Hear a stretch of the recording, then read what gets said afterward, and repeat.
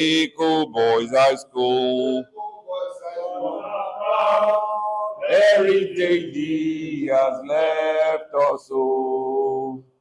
Reverend Newbam, out of the island of Lagos, out of the city life, Robert determined to lead us to Mushin Canaan's land. Broad Street, no whole milk could take us, nor Rika, no Ajele. And sound the voice of EKOBA School is glorious, is render him. Pilot us home, Robert saved to Mushin. Never fear, nor be discouraged, pilot us, safe to Mushin. Our boys and handful life's battle, rough way before you lies. Be courteous, honest, and gentle. Book knowledge is not all. Fight well, fight well your metal. I am my ambition.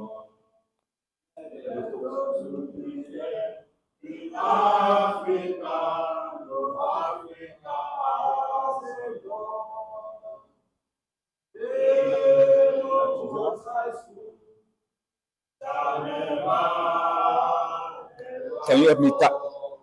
Okay, can you type it and send it to me quickly?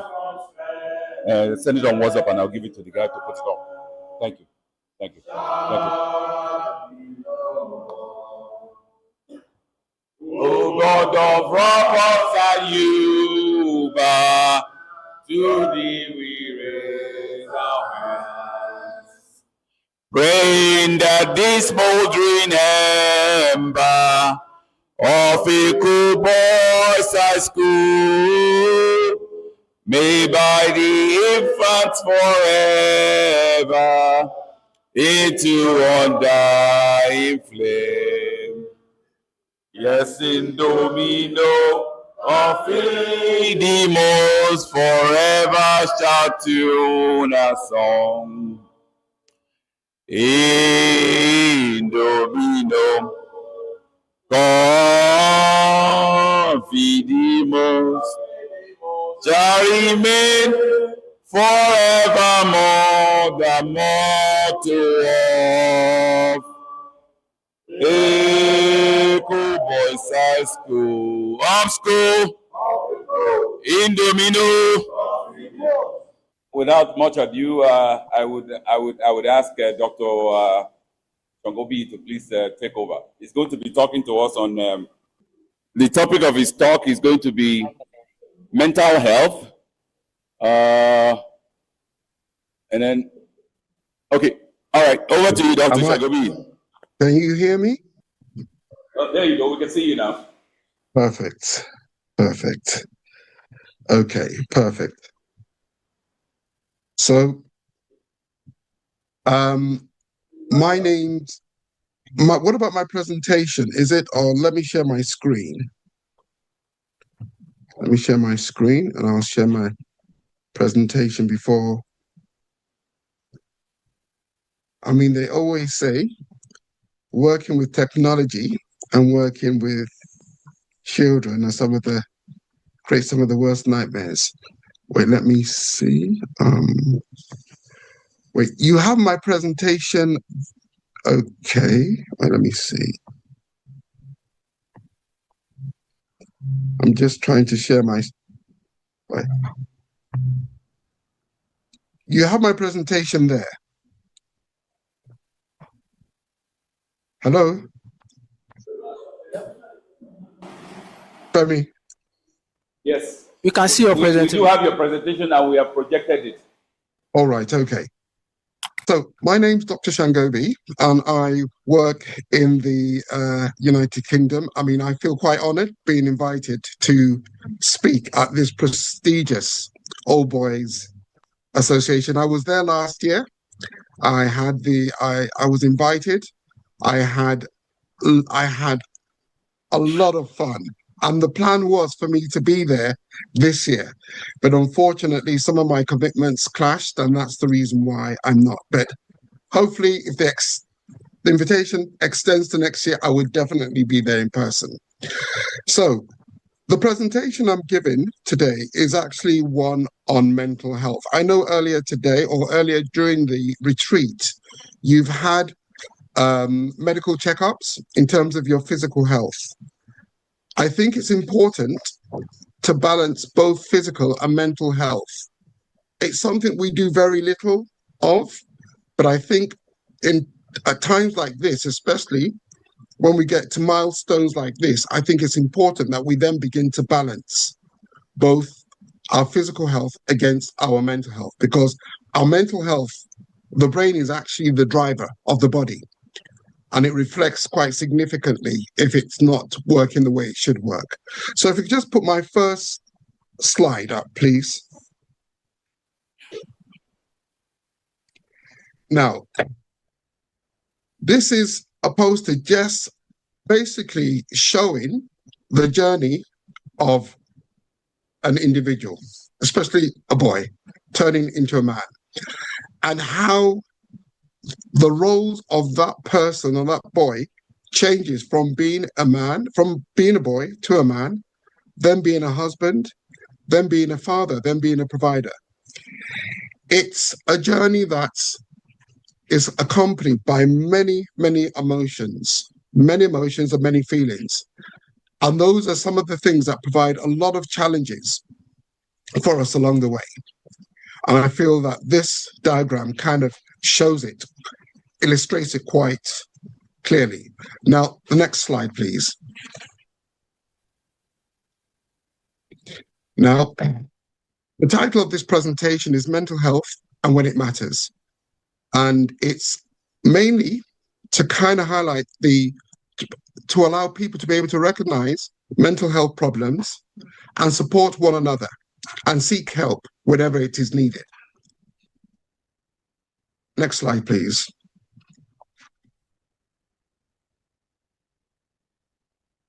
Now, why are we talking about mental health?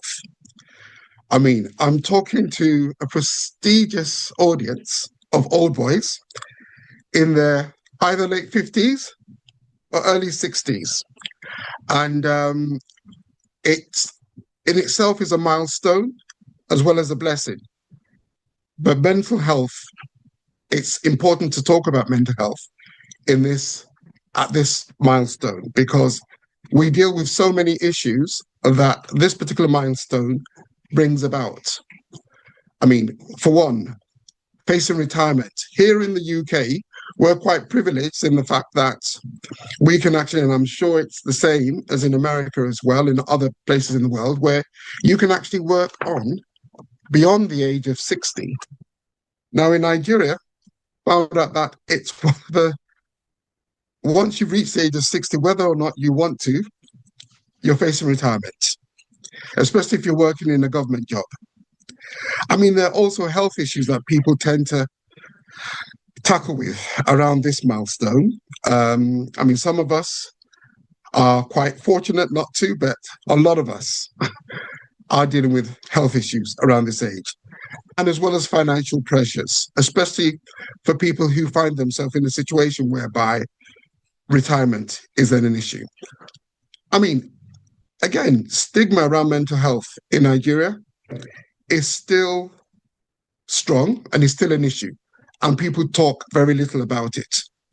Hence the importance of early recognition and the kind of mutual support we can actually offer, or which is actually available for each other. Can I have the next slide, please? Now, defining mental health. Mental health is not a madness or a psychotic illness that a lot of people tend to associate it with. There's a lot more to mental health. I mean, people's moods and how they're affected, anxiety, these are issues that all come under mental health.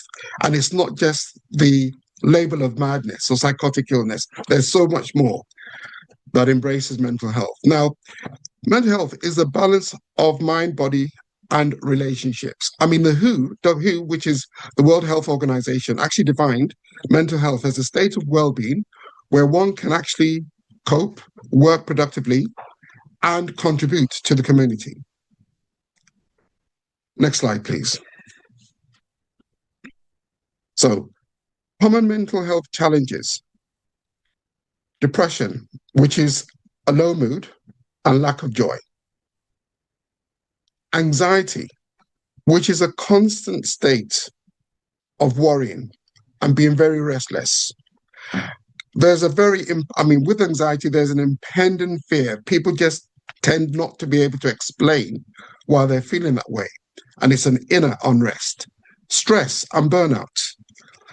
Also, one of the issues that tend to be quite common in people of older age are memory problems and possible dementia. But dementia in itself is not a symptom of old age. It's actually not. It's a disease entity in itself. So dementia is not a part of growing old, because there are people who are a lot younger, in their 30s, 40s, that can develop dementia. And substance misuse problems as well, because people who feel very low tend to find ways to cope with those low moods. Alcohol is a common drug, although it's a socially acceptable drug that people tend to use to cope with those moods. And prescription medication in the form of opiate-based medication, codeine. I mean, as much as these medications help with physical pain, they also help with emotional pain. So substance misuse problems are a common mental health challenge, especially when people are in the age of around between 50 and 60. Can we move on to the next slide, please?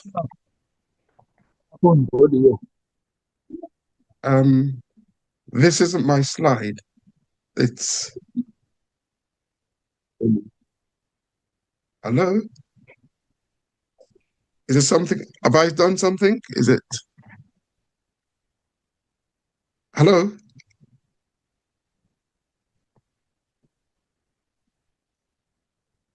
Hello?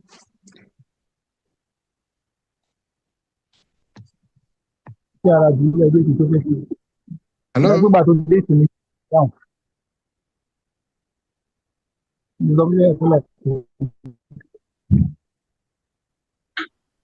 Hello, sir. You're on the next slide, sir. No, I can only see a Korean Odesola. That's what I can see here. Okay, I'm coming. You just joined the session online. So right, okay. So okay. His profile. Okay. So I will mute him. Yep, that's fine. Thank you very much. I can now see my slide. I see my presentation. So signs to recognize in yourself: persistent sadness, hopelessness. This is one of the hallmarks of people who are depressed. So if people tend to feel who tend to feel this way, they need to ask themselves, is this a depressive episode that I'm experiencing? Again, people tend to withdraw from friends and family. Again, this is things that people around you will tend to notice. You as an individual, when depressed, might not notice this. Loss of interest in hobbies, and this is the loss of enjoyment of those pleasurable activities. People tend to have trouble sleeping, and they find themselves, in some case, actually oversleeping. I mean, that's one of the paradoxes of people who are depressed, either with an affective, I mean, we call mood disorders affective disorders, or even with people with affective disorders or mood disorders, they find themselves not only sleeping little, but sometimes oversleeping. They sometimes feel very irritable, very angry, And some of their behavior can be quite reckless at the end of the time. So these are things that people need to recognize, that once they are beginning to experience these, they need to ask themselves, are there issues with my mental health? The next slide, please. Now these are signs that your old boys, your friends, and your brothers can recognize as well. Because a lot of people, when they tend to experience how the things that were in the previous slide, they themselves don't tend to realize that this is going on. So sometimes it's their friends, it's their family that tend to then recognize these changes, a sudden change in their behavior or appearance. Then maybe people who tend to either look very smart before they begin to self-neglect. They're not wearing the kind of clothes that they normally wear. Again, they find themselves drinking heavily, a lot more, because again, they're just coping, they're self-medicating for what they're experiencing. So these are things that people will observe. You'll even find them missing associations or events like this, becoming socially withdrawn. Sometimes people feel that, when their old colleagues don't join them in such events, they feel they might well be, they might be doing it intentionally, but sometimes it's because they're actually depressed. And it's because there's a mental health disorder going on. Talking about being burdened or worthless, very negative emotion, very negative talk. That's also something that people need to observe in their fellow colleagues and look out for. And again, neglecting their health and their finances. So when you are actually having these medical checkups like you had earlier on in the program, sometimes people who are depressed, they're not taking their medication, and it can be it comes out in the symptom of either their blood pressure not being well controlled, or it could be their diabetic medication, because they tend not to, because things around their attention and concentration becomes impaired, and there are things that they would normally do, again, around their medication or managing aspects of their mental health, that they tend not to do as well. So it tends to come out in physical health checkups. And another thing is their finances as well. Because again, it takes a healthy mind to be able to manage the aspects of finances. And if that's not working the way it should, they tend to find themselves with financial burden. So these are things that, as old boys, you need to recognize or observe. Are some of my colleagues, people who I'm very close to, are they finding themselves in this situation? You need to kind of then ask yourself, is there something going on? Is there an underlying mental health disorder? Next slide, please. Now, the unique, I kind of felt this was very important, especially people who are the class of 83, unique pressures of our generation, and I would say your generation. Again, retirement worries. And that, in some ways, can lead to reduced income. Caring for dependents, because the older you are, you have the younger ones, and even you have the elderly that rely on you as well. Coping with illnesses such as hypertension, diabetes, stroke, arthritis. Sometimes the issue of loneliness can be an issue, because most of the children at this age would have left home. Sorry for the typographical error there. It's meant to be children. They leave home, and where you would normally have a very lively, very full home, the children have left. So these are some of the things that people within this age tend to find themselves experiencing. And then again, unfortunately, there does come the issue of coping with bereavement, because as the older we become, unfortunately, the issue of bereavement becomes more of a significant issue. Next slide, please.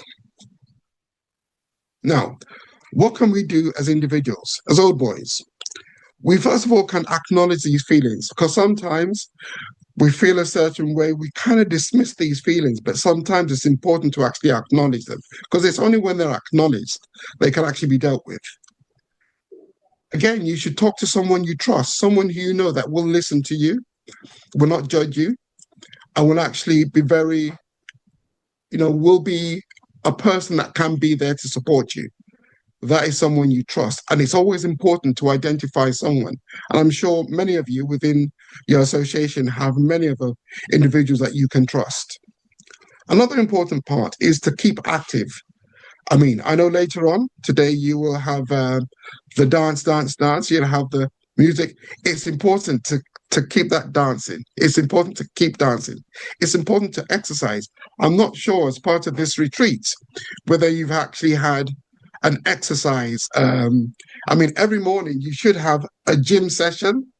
You know, people should come out in their spandex and then do all the aerobics. And that should be I mean, it should be in moderation, but that should be an important part of this retreat.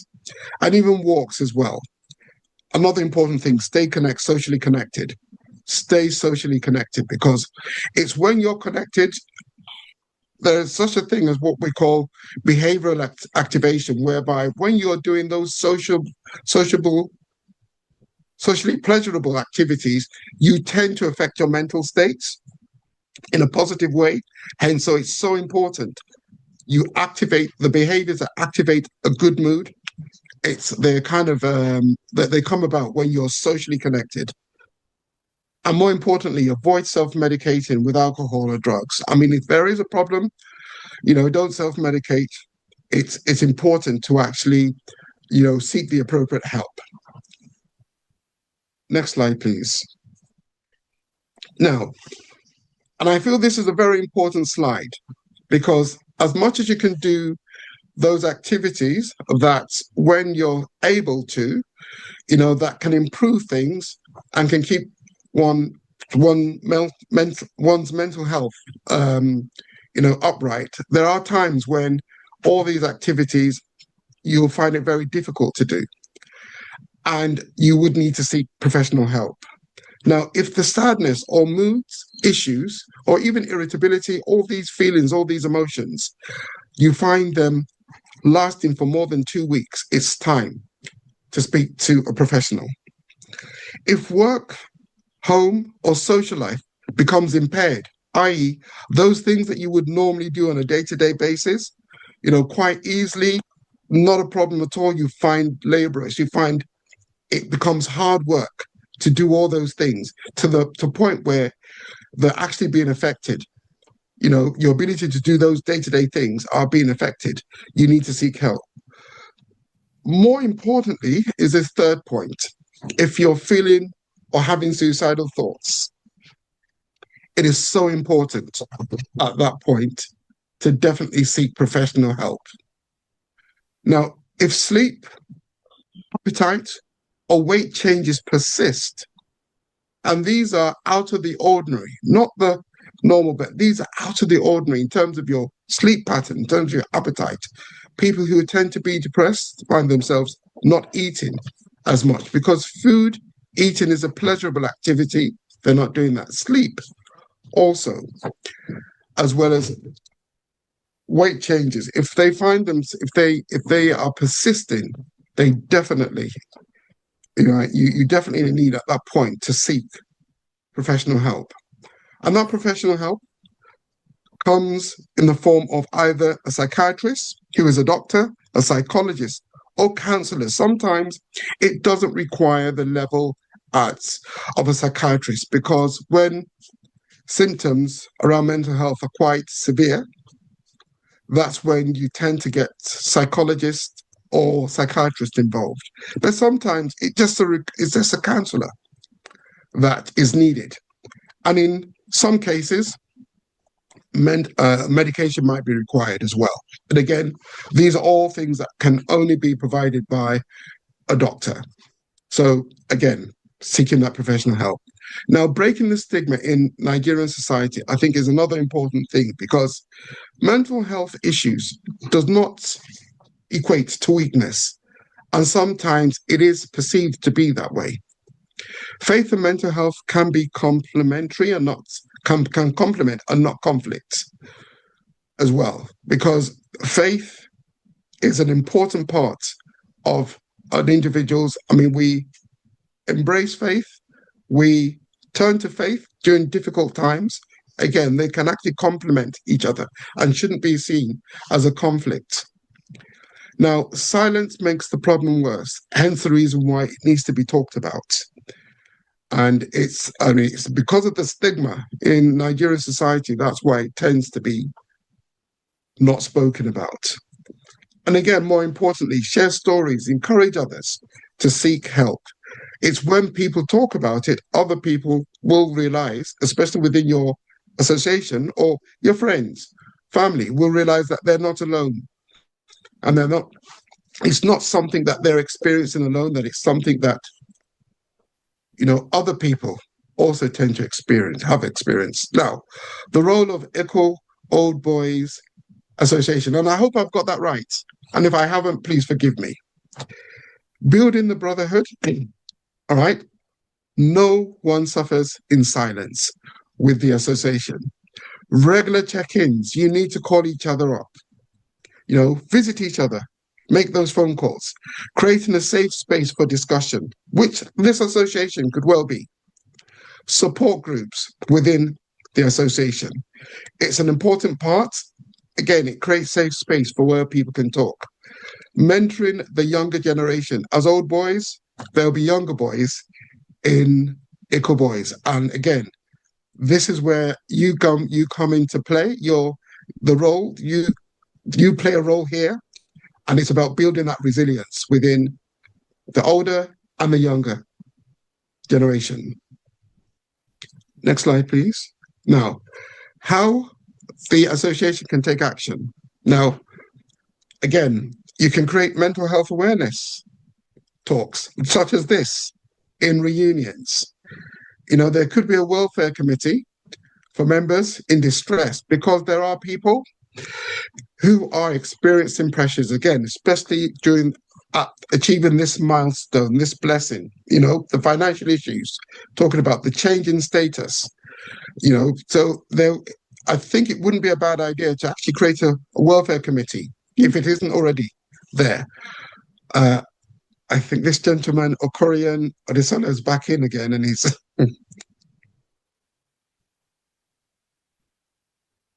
Hello? I hope you can hear me. Yes, we're with you. Okay, yeah. I think we need to go back a slide, because we've just kind of... Oh yeah, no. Oh, no. Sorry. Can we go back a slide?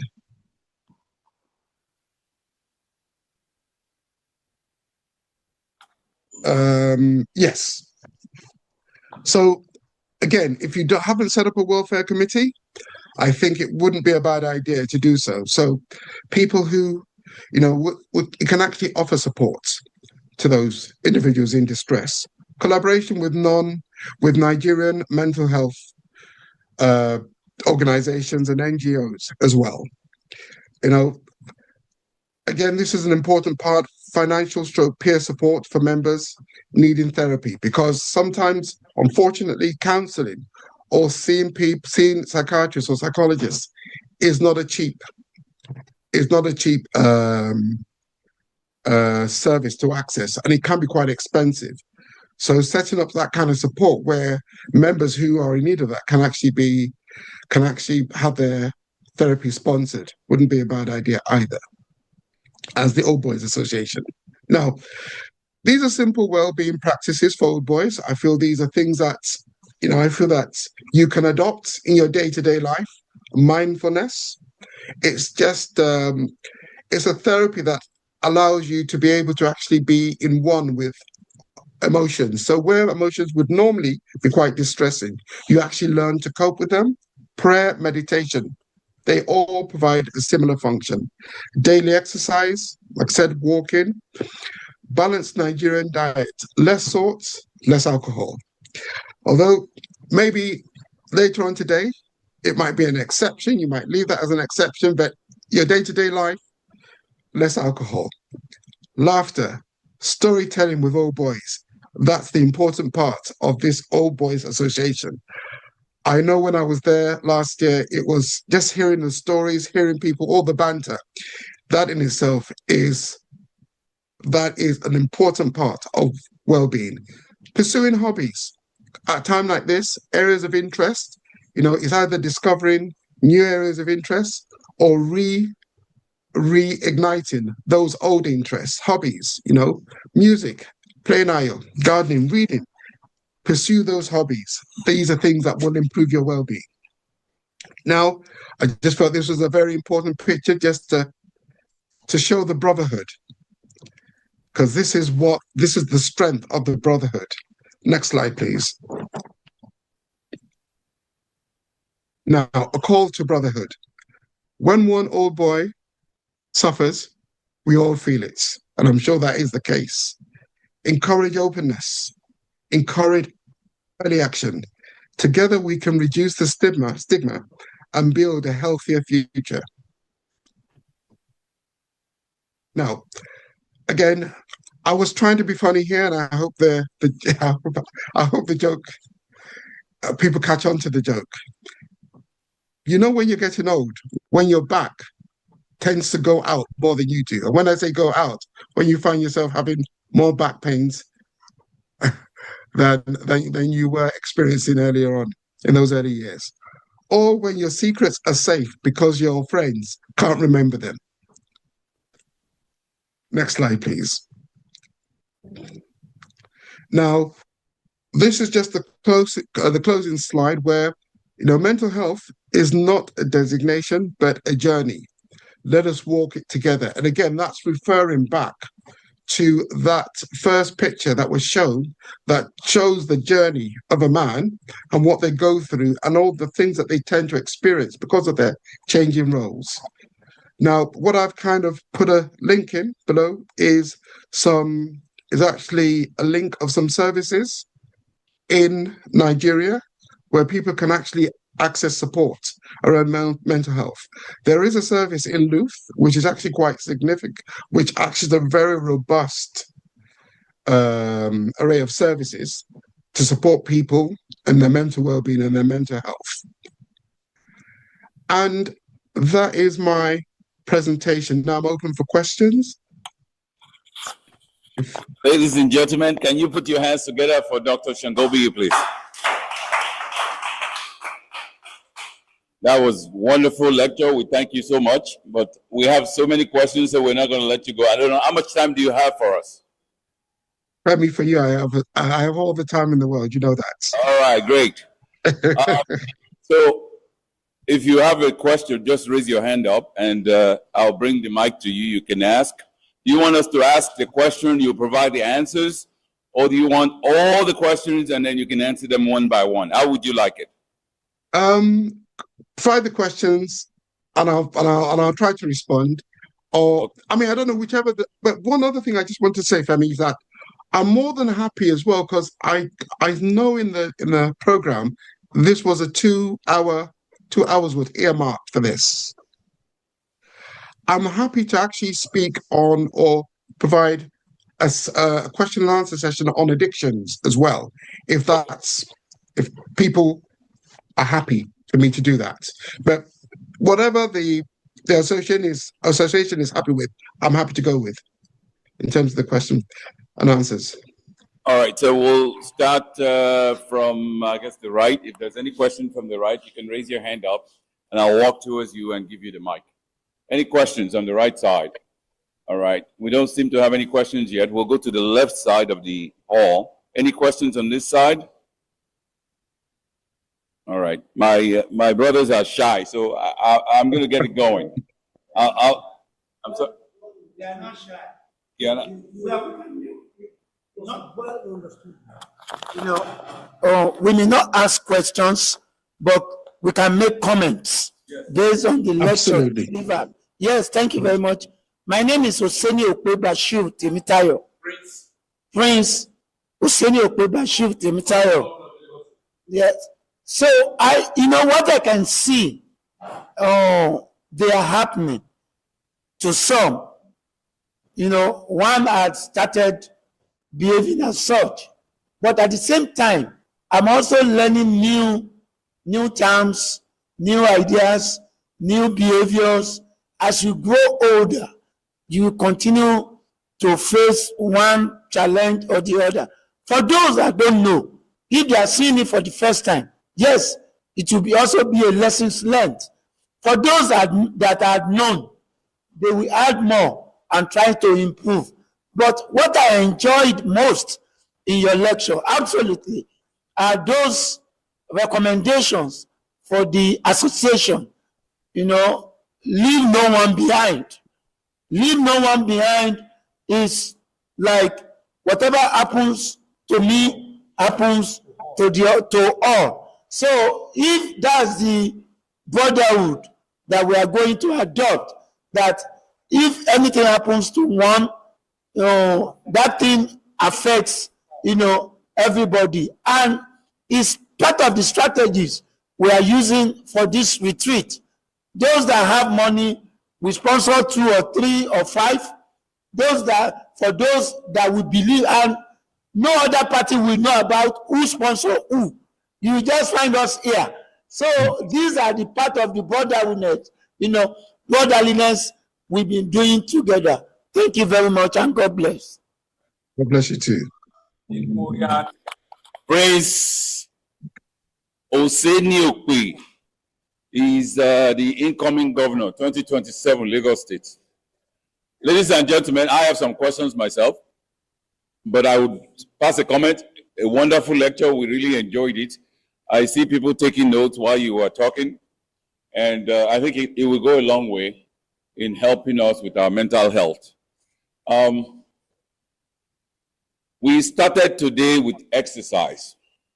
We had 1 hour exercise session. Yesterday, it was the same thing. So when we have our retreat, we do exercise. We do prayer. Perfect. We do exercise. As my brother mentioned, we also have provision to check on ourselves. And part of the way we do that is to have each one hosting meetings. All right. We initially said we were going to do hybrid and then virtual. But later we ditched it, and we're now doing just hybrid. Hybrid because we are all over the world. We cannot all gather in one place, so it has to be hybrid. Those in Lagos will be in the spot. People in Abuja will join on Zoom. People in the UK, the US, and everywhere else can join on Zoom. So that's something we're doing, and it's helping. We also have a welfare program. Fantastic. Yeah. Matter of fact, we came up with an idea to boost our welfare, budget by doing like a raffle. All right. So we have gift items that we bought. We're going to sell tickets and raise money to boost our welfare budget. The welfare committee is led by Ashiwaju Akimbode. He's in UK with you there. And whenever there's an issue, they write to the president. The president will forward it to the welfare committee. They deliberate and make recommendations. The ESCO members will now look at it and say, okay, obviously we set guidelines and say, well, you need to participate. You need to be part of us, So attend our meetings, pay your annual dues so that we know that you're really interested in us. And so you need to meet those requirements in order for them to recommend you for welfare. But we do have a welfare program that is, I would say, very robust. And we hope to make it better with time. I have a question about phobia. Okay. So for many years, I've enjoyed flying all over the place. I don't have any issue flying. But for about 15, maybe 20 years now, I've developed what they call a bridge phobia. So you have very high bridges, on rivers or, oceans and things like that. I've developed the phobia for it, that when I'm driving, I get scared. So we have bridges like Delaware Memorial Bridge, George Washington Bridge, and things like that. I get scared when I'm driving over these bridges. And I want to know, what can I do to reduce the phobia? Because I would go out of my way to avoid bridge. A journey of 1 hour can turn to 3 hours because I'm trying to bypass that bridge and go around it. And my wife gets frustrated. So what do you think I should do? Well, the one question I would like to ask, Femi, has that always been an issue? You and bridges, have you always had a fear of bridges? No. Like I said, it started about 15, 20 years ago. And This is the way it started. I had a clinic in Georgia, Atlanta, Georgia, that wasn't doing well. I decided to close it down. Yeah. And I had to move all my stuff, furnitures and stuff like that, equipment out of the place. And so we were driving, those big U-Haul trucks. Yeah. So I packed all my stuff in that big U-Haul truck. And I was driving from Atlanta, Georgia, driving back to New York. Yeah. So we got on the Delaware Memorial Bridge. We were actually driving at night. And then, it was around 2 a.m. in the morning. We had like 3 drivers, yes. Me and my friends. It was my turn to drive when we approached the bridge and climbed the bridge. Everybody else was sleeping. So I was the only one awake. Somehow, it just dawned on me. I looked to the side, I saw water. I looked to the left, water. Oh, what if this bridge collapses at this time? What am I going to do? And I don't know how to swim that well. In any case, you can't swim in such waters anyway. How far would you go? And that's when the phobia developed. Yeah. I've been scared of big bridges since then. Okay. Now, the thing about that experience, it's what that experience has triggered. Unfortunately, it has triggered a trauma. Now, it could actually be, and with that trauma, it's almost like you then create a learned experience, and it's a negative one. And nobody likes to be traumatized. Nobody likes to be distressed. We all try to avoid. I mean, it's one of the things that underpins, if you ask me, almost like a post-traumatic stress disorder. When you relive an event, and it's a traumatizing event, and it's almost like an event that, if it was to happen, it will be a life-threatening event. You will be not only very anxious when you experience whatever's triggered it, you will try every way to avoid it. And all the associations with that fear will then come flooding through. So you're reliving, it's because it's almost like you've associated that, or you've associated, unfortunately, with death. You've created an association with a bridge, with death, because you kind of catastrophized. You took it. Well, I mean, what was the likelihood of you coming or driving off a bridge or landing in water? I would say very remote, very unlikely. But clearly your mind catastrophized in such a way as almost like it was a given. That is what will happen. So it's now become a learned behavior, and it's a learned event that generates a lot of stress, a lot of distress, that you will definitely, nobody wants to be distressed. So how do you deal with that? By avoiding it. Now, the best way, I mean, there are 2 ways that a lot of people talk about. There is a skill, there is a technique called habitation, where you kind of flood yourself with either pictures of bridges, or you actually drive and confront your fears. Drive over bridges as many times as you can, because the physiological response to that fear response can only last so long. And if you continue to do it, you actually extinguish. But then again, that can be quite distressing. There are other ways in which you can, like CBT, which stands for cognitive behavioral therapy, because it's a thought and there's a behavior associated with it.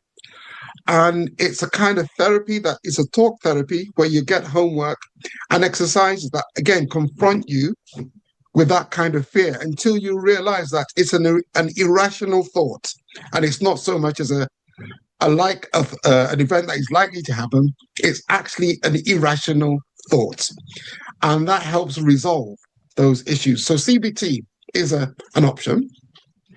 You can also, I'm kind of thinking to myself, I mean, medication is also an option. But then again, I would only say that what medication does, it allows symptoms become more bearable so you can actually engage with therapy, because the hallmark of that resolution and treatment is actually psychological therapy, of which CBT is.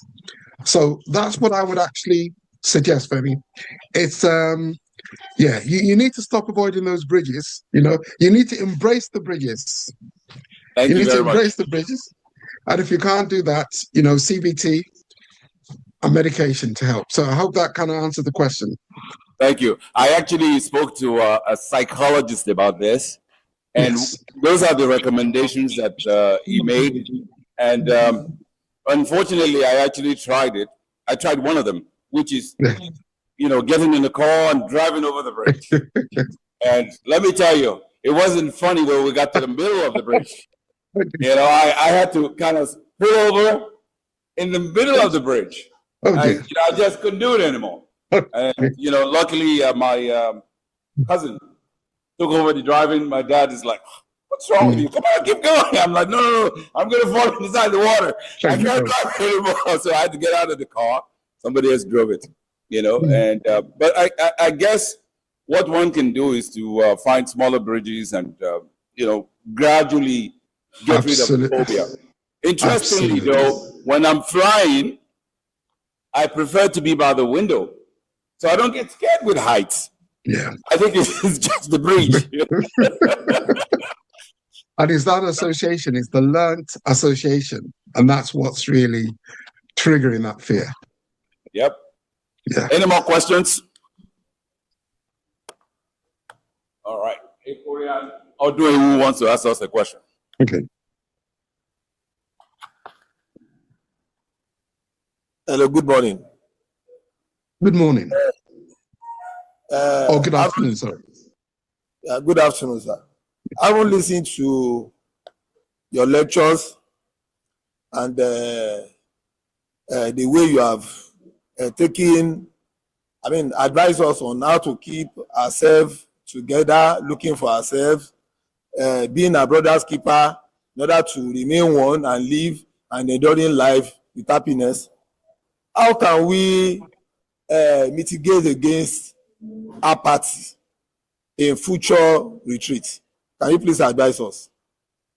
When you say apathy, are we talking about apathy in APATHY? PHY.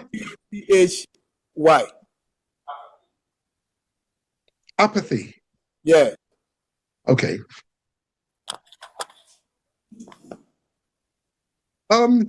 In terms of, unfortunately, you see, sometimes apathy, as much as it looks like people have lost the interest of actually attending such events, it might well not be apathy, and it might well be a symptom of people's,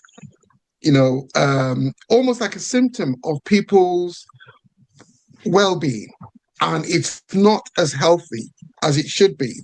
Hence, when you look at apathy, I think it is about reaching out and trying to understand, because what might look like apathy might not necessarily be apathy. It might not necessarily be a loss of interest. There might be people struggling with issues which other members of the association aren't aware of. So I think outreaching and being proactively engaging people, I think sometimes are the solutions to a perceived apathy, because you find out when you're actually engaging people, it's not really apathy, but there are other issues that are going on which tend to distract them and pull them away from associations such as this.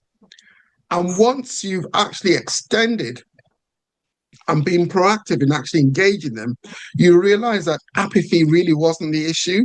It's just the fact that they've been distracted by other life issues. And they can actually find solace and actually some support within the group. And I think that's the important part of it, that once you've reached out and you've addressed some of that perceived apathy, and they come into the group with those issues that were distracting them away, as long as they then see support within the group, they then realize the importance of the group, and then you will find out that it will actually address itself. Because wherever you see value, that's where people tend to find themselves coming into. So again, I hope I've answered the question, but that's what I would be suggesting. Be a bit more proactive in engaging those people, because it might not necessarily be apathy. It might just be people are distracted. Nigeria can be a very distressful place. You know, ask me, I know it. I know about it. So thank you. Do we have any more questions?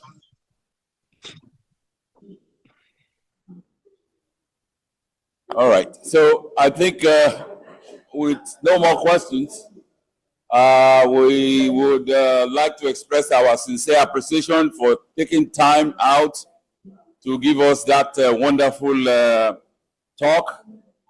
We have learned a lot from you, and we would implement your recommendations. I will create your indulgence to please make this lecture available to our members in Nigeria and the diaspora, if that's okay. absolutely. Thank you very, very much. God bless. Thank you so much for the invitation. I feel very honored, and yeah, another round of applause for Dr. Ajimobi, please. Yeah. Enjoy the rest of the retreat. All right.